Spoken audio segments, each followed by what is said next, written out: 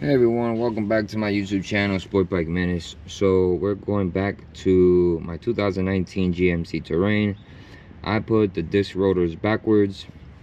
And why that's important for me at least is because mine are slotted and drilled. So this is the rear ones, and the ones in the rear, since I had so much problems, at some point I messed up and I had them flipped from right to left.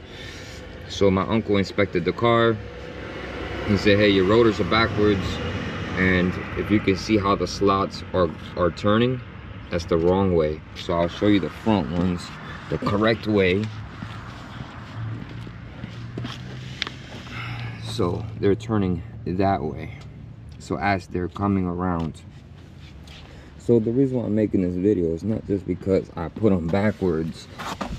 So when you have them backwards, the side effect of that is chewing up my brake pads and leaving me with no brake pads. These are brand new brake pads and there's nothing left to them. I don't know if there's not much meat left, so I had to order some new ones. And I was wondering, I was having a lot of squealing noise, like if the brake pads were getting worn down. And I was like, well, it can't be. I mean, they're brand new. I put them on this year. So yeah, because I had them rotating the wrong way, they've been chewing up my pads.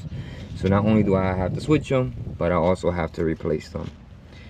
And again, I wish you can see the right one is more worse than the left. But once I get over there, and I'll take them out, the pads, and then we can compare them, the older ones to the new ones. Well, these are still basically brand new. They're like not even 6 months old. But once I take both sides off, I'll compare the brake pads, and I'll tell you from, you know, which one's from the driver's side, which one's from the right side or passenger side, and then I'll compare it to the new ones that we have. So we'll be right back. Alright, so we're back, guys. I got actually a technique for you guys you can use if you have a spare battery. So this is my motorcycle battery. My uncle's when I gave me this idea, since he works, he's a mechanic. I'm not, I'm just. So you put positive, negative, and it depends on what type of connector you have. So this connector has 2 prongs. It's not like you're trying to insert it into here. So this has 2 prongs. You got to figure out which one's your positive and negative here for it to either push out or retract. You want it to go in. The car, once you connect everything up, the car will do the rest. It will push everything out and get everything situated. But what you want to do is to retract it. So you got to pay attention. So you can see that I did that. I didn't have to take out these bolts.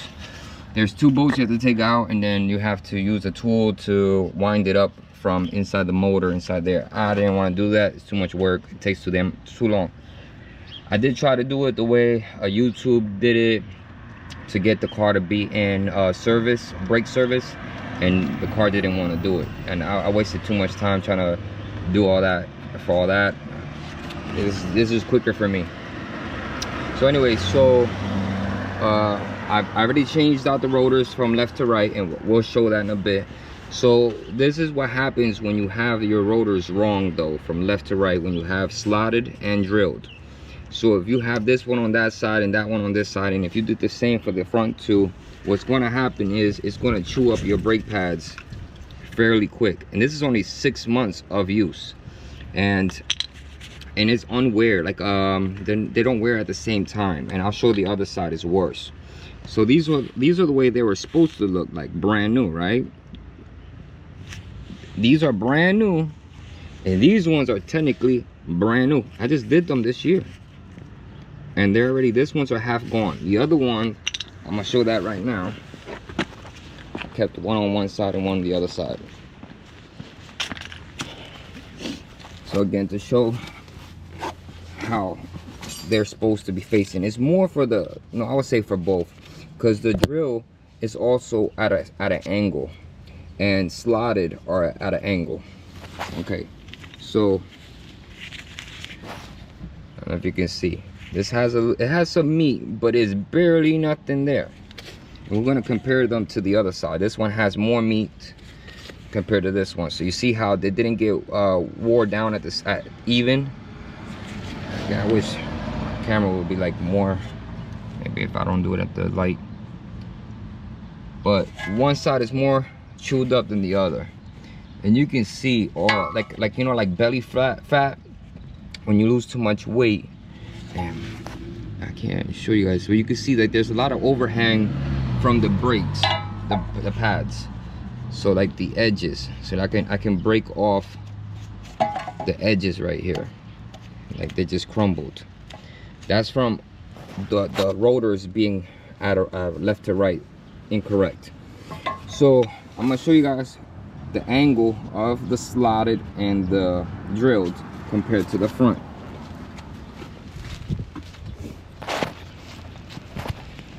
So the drill, again, I can't really see my camera very well, but the drill and the slotted are going that way, right? So when the car is going forward and you're pressing the brakes, because you're more pressing the brakes when you're rotating forward compared to in reverse.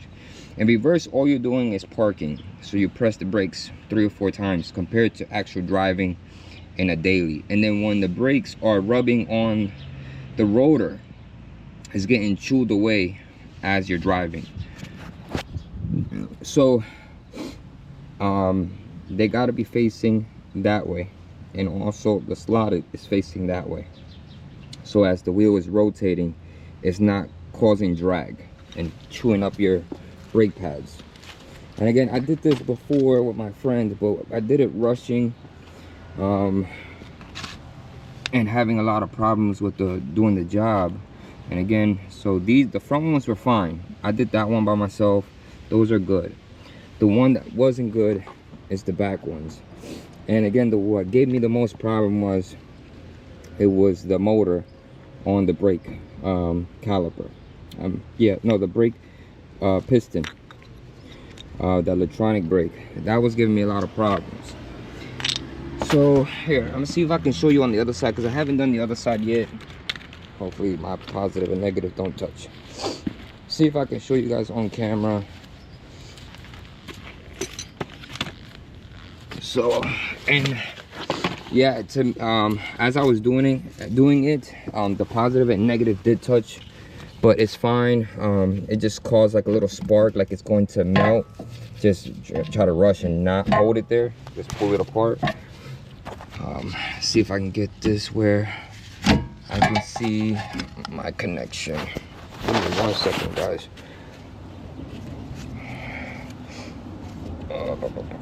This one's like more of a pain in the ass to get it.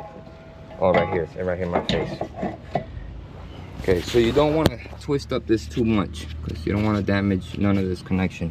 But here's the where I need to go at with, and here's the piston. Okay, so this is the issue that I was having when I tried this, right?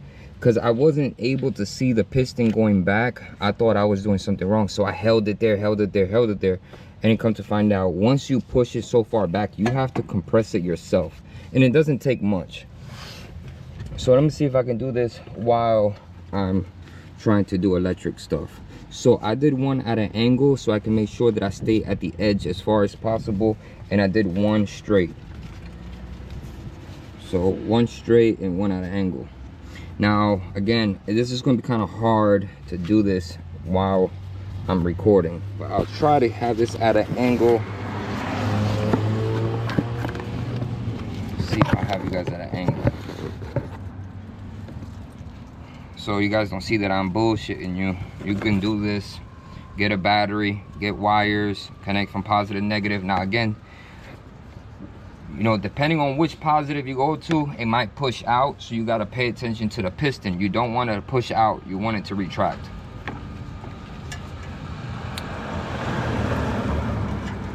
I might have to do this one at an angle as well, because I don't got much room to see.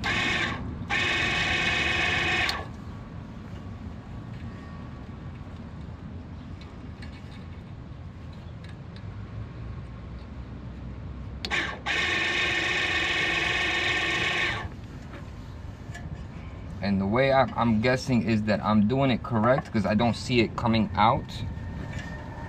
But again, it's so hard to try to do the wires to make sure you're not touching positive with negative and then look at the piston at the same time.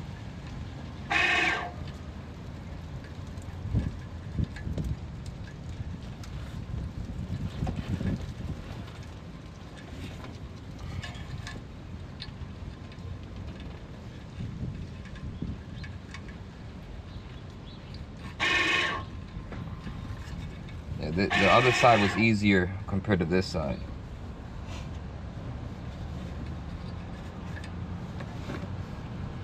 I don't want to hold you guys up too long. I just want to show you guys that it is possible. Just get wires, run it across.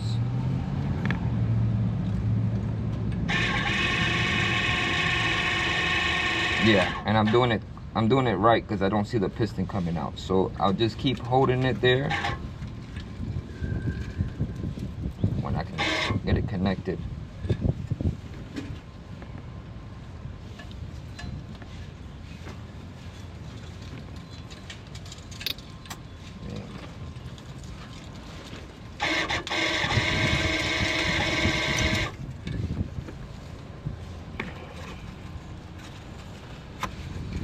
And this is what happened to the dust shield because it's trying to retract.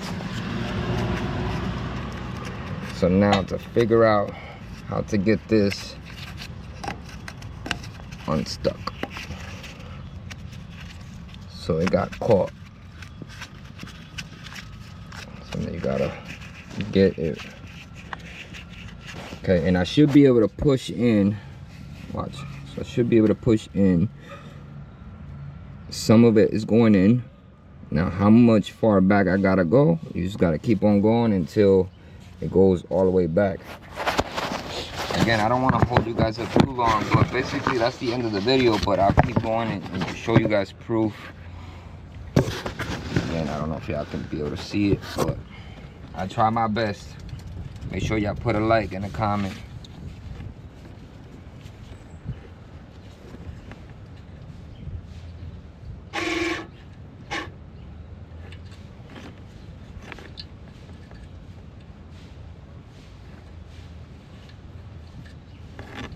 It's just so hard to see.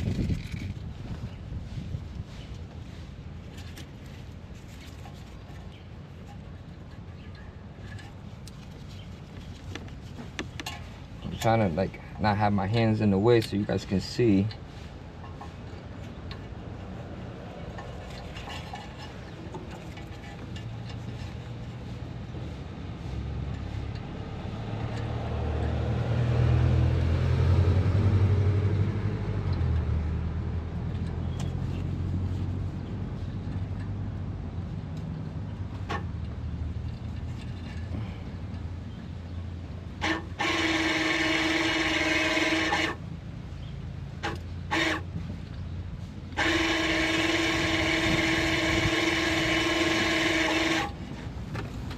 All right, so again, it went back to twisting. So I'm gonna do the rest off camera so I can, you know, try to focus as much as possible. But let me pop this out. Look, and all you do the rest is just compress. Just keep compressing, and then keep compressing until where you need it to be at. Me, I gotta get this all untangled so it doesn't rip the boot. But anyways, guys, that's the thing, right? So you use a battery to get that done, and then make sure y'all drilled and slotted as focus is at the right to left, because if not, you're going to chew up your brake pads within 6 months, 5 months, 3 months, and then you're back to doing the whole job all over again from beginning to end, and spending more money because you spent money on brake pads and then the brake pads again.